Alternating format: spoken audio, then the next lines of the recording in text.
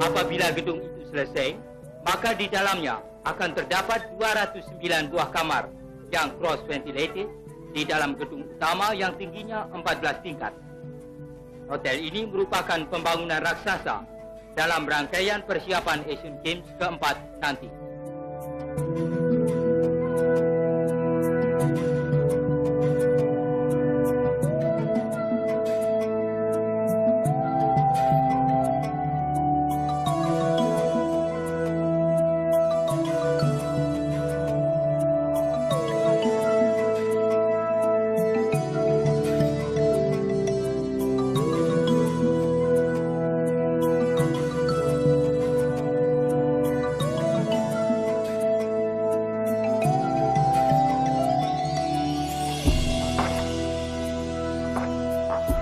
Berkobar-kobarnya semangat rakyat Indonesia untuk melaksanakan pembangunan semesta seumpama mengatasi ledakan bom atom.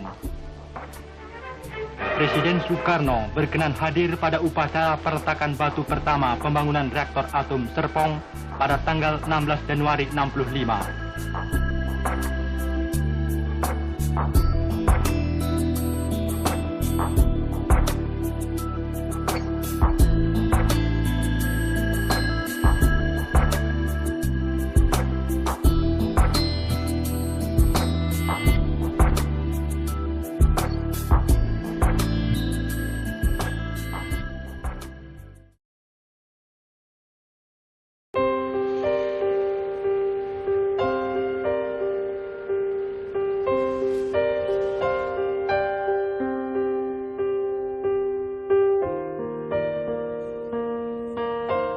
Kota Manado, ujung utara Celebes.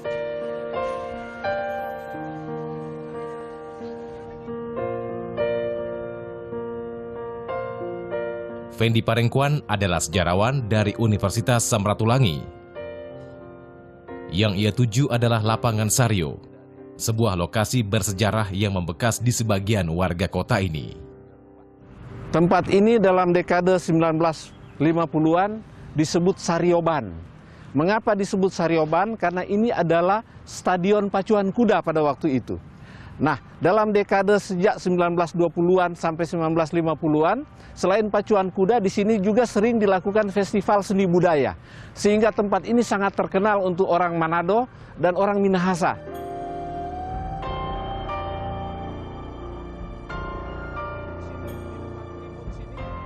Tapi ini bukan cerita tentang pacuan kuda. Di Lapangan Sario ini, Letkol DJ Somba, Panglima Kodam Sulawesi Utara dan Tengah, membacakan ultimatum Permesta atau Perjuangan Rakyat Semesta 15 Februari 1958. Lokasi lain yang menjadi saksi sejarah adalah Gedung RRI Stasiun Manado. Berdiri awal dekade 1950-an, RRI adalah trompet pemerintah pusat di Minahasa dan sekitarnya. Khawatir dipakai sebagai corong propaganda Permesta, gedung RRI dibom oleh Jakarta tepat 1 pekan setelah ultimatum di Lapangan Sario. Setelah hancurnya gedung dan peralatan lengkap yang ada di situ, maka pemerintah Permesta tidak mampu lagi menyuarakan berita-berita ke luar negeri berupa propaganda atau peristiwa-peristiwa lain yang menyebabkan mereka harus membeli alat-alat sendiri dari luar negeri. Maka kemudian mereka membeli dan mendirikan lagi stasiun Suara Permesta di tempat lain.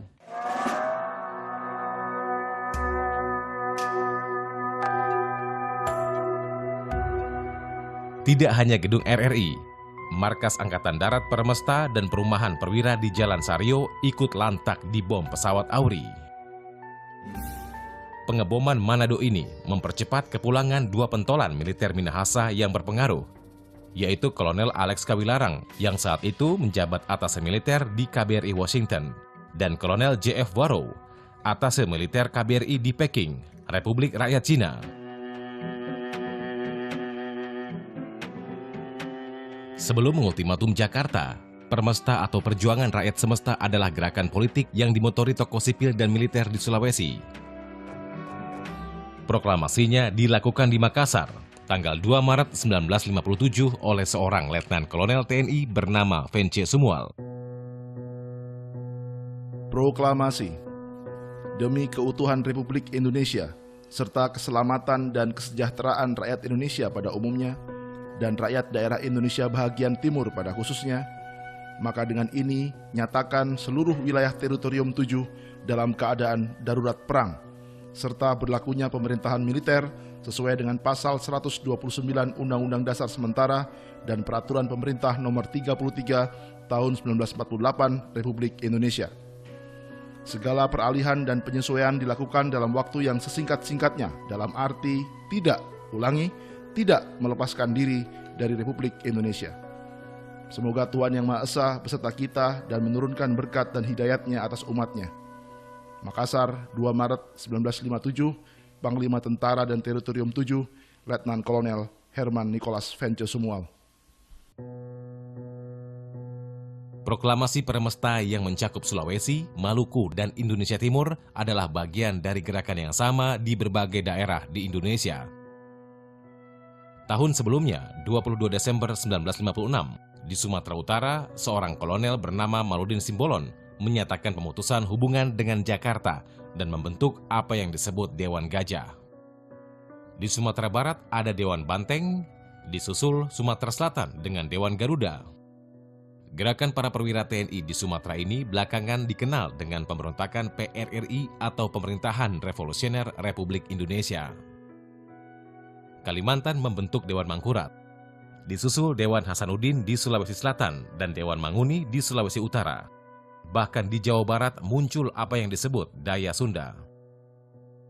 Aksi mereka bermacam-macam, mulai dari menolak menyetor pajak ke Jakarta, mencari dana pembangunan sendiri dari penyelundupan hasil bumi, memboikot birokrasi, hingga mengambil alih kekuasaan gubernur yang mewakili pemerintah pusat. Semua gerakan ini mengusung suara yang sama, yakni menggugat kesenjangan pembangunan antara pusat dan daerah.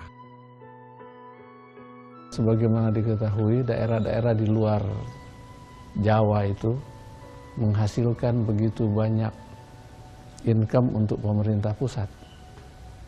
Tapi semua hasil harus ke pemerintah pusat dulu, baru pemerintah pusat menyalurkan itu sesuai program yang ditentukan sendiri oleh pemerintah pusat.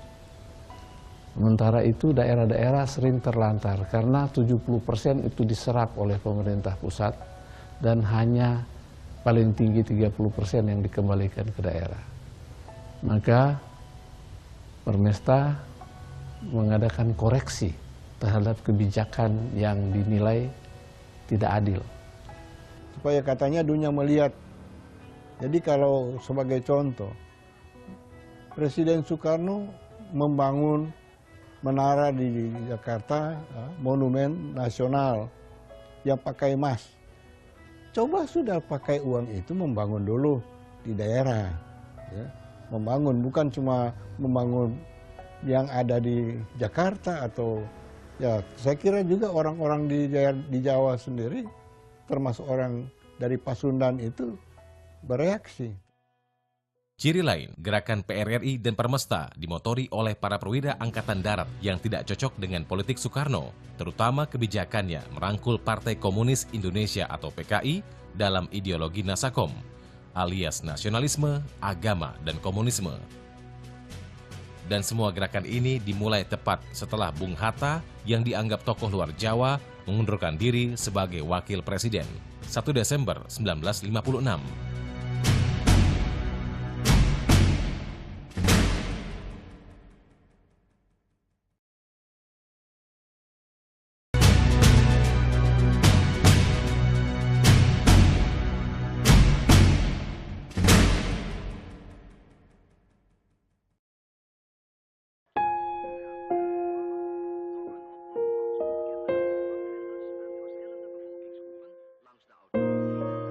Setelah 11 tahun mendampingi Presiden Soekarno, 1 Desember 1956, Bung Hatta mengundurkan diri sebagai wakil presiden. Alasan utamanya karena sistem pemerintahan tidak efektif menjalankan pembangunan akibat gonta-ganti kabinet yang hanya mencerminkan kepentingan partai. Sedangkan jabatan wakil presiden hanya sebagai simbol yang tidak efektif menjalankan roda pemerintahan yang dikuasai Perdana Menteri. Alasan lain karena Presiden Soekarno makin dominan dan terlalu memberi angin kepada Partai Komunis Indonesia. Hanya 19 hari setelah Hatta mundur, gerakan PRRI di Sumatera dimulai, disusul Permesta di Sulawesi 3 bulan kemudian. Salah satu tuntutan dari daerah adalah pemulihan Soekarno-Hatta sebagai Dwi Tunggal. Ya, memang kita ketahui bahwa sejak sebelum proklamasi kemerdekaan, kelihatan bahwa Indonesia ini akan utuh kalau ada tokoh dari Jawa dan luar Jawa yang bersatu. Tapi gerakan Permesta telah berakar sejak terjadi konflik internal Angkatan Darat. Para perwira kecewa dengan pilihan Soekarno mengangkat Abdul Haris Nasution sebagai Kepala Staf Angkatan Darat. Nasution dianggap terlalu banyak berpolitik. Dasar dari permasalahan itu dalam tubuh TNI. Setelah peristiwa 17 akibat daripada 17 Oktober lalu, yaitu pertikaian antar kelompok ex-Knel dengan dari Jepang. Itu yang jadi masalah utamanya. Iya.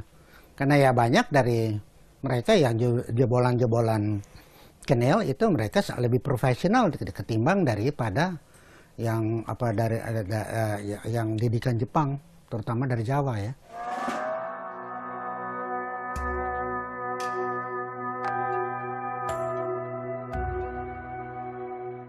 Peristiwa 17 Oktober yang dimaksud Hari Kawilarang terjadi pada 1952, ketika pimpinan Angkatan Darat di bawah Nasution mengerahkan pasukan dan massa demonstran untuk mengepung istana dan gedung DPR.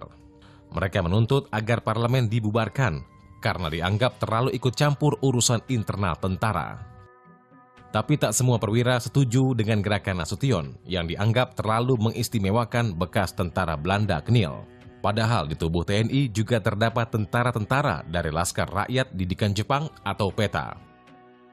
Nasution pun dipecat sebagai Kepala Staf Angkatan Darat Desember 1952. Ya banyak sakit hati karena nggak jelas, makanya selama dua tahun itu kosong posisi Kasat kan, KSAD waktu itu. Tapi ya lucunya ya sedihnya kenapa 2 tahun kemudian Nasution yang sempat dipecat kembali lagi. Ya karena kita lihat banyak, saya menilai ternyata ya banyak perwira-perwira di TNI itu dia are not real militaries atau professional militaries. Mereka lebih banyak politisi. Dan itu pernah ditegaskan oleh Sumual pada waktu Bamunas tahun 1957. Sebenarnya ya, Nasution, kau kalau memang mau jadi politisi buka bajumu itu, jangan mendirikan itu IPKI. Kalau mau jadi militer buka itu, kalau mau jadi politisi ya silahkan. Di antara perwira yang anti Nasution adalah mereka yang berasal dari Sulawesi, yang kelak akan memotori pemberontakan, seperti Letkol Jacob Frederick Warrow dan Letkol Vence Sumual, sang proklamator Permesta. Meski bekas tentara Knil, Vence Sumual sendiri punya saham besar dalam perang kemerdekaan melawan Belanda. Dia bahkan disebut-sebut adalah inisiator sesungguhnya serangan umum 1 Maret 1949 di Yogyakarta, bukan Soeharto. Tiap-tiap komandan SWK menyerang jembatan Bantar dari arah sektornya masing-masing. Tugas Mayor Sarjono menyerang pos Belanda di sebelah selatan ini. Siapa? Kompi Widodo menyerang pos Belanda di sebelah utara di sini. Overste Suhut di timur di sini. Siap. Mayor Sumual di daerah barat. Siapa? Kompi Darsono di sini. Mencegat bala bantuan Belanda yang datang dari Gombong. Sumual adalah pemimpin Laskar Kris atau Kebaktian Rakyat Indonesia Sulawesi di Yogyakarta. Serangan umum ini begitu hebatnya, apa yang digembar-gemborkan oleh para diplomat Belanda di forum internasional bahwa TNI sudah tidak ada tinggal nama, ternyata tidak benar gitu. Sumual dan para perwira asal Sulawesi atau Minahasa seperti Job Warrow dan Alex Kawilarang juga terlibat dalam peperangan melawan Republik Maluku Selatan atau RMS yang memilih merdeka di awal 1950-an. Tapi kekecewaannya pada orientasi pembangunan pemerintah pusat serta sikap politik Soekarno dan Nasution membuatnya memilih jalan pedang. Sumual itu menjadi berubah, menjadi bukan lagi orang pusat menghadapi para pembangkang daerah, tapi dia menjadi bahkan pembangkang paling depan di daerah karena dua hal. Satu, dia menyaksikan ketimpangan kehidupan sehari-hari, baik rakyat maupun prajurit-prajurit di daerah. Gitu. Nah, itu yang sangat memprihatinkan. Artinya, orang miskin bukan nggak boleh ada. Tapi jangan terus-menerus kasak-kusuk dengan politik.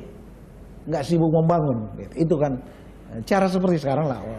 Nah, kedua, waktu itu kelompok PKI sangat-sangat aktif menyusup kemana-mana dan tetap menggunakan metode perjuangan mereka, yaitu pertentangan kelas.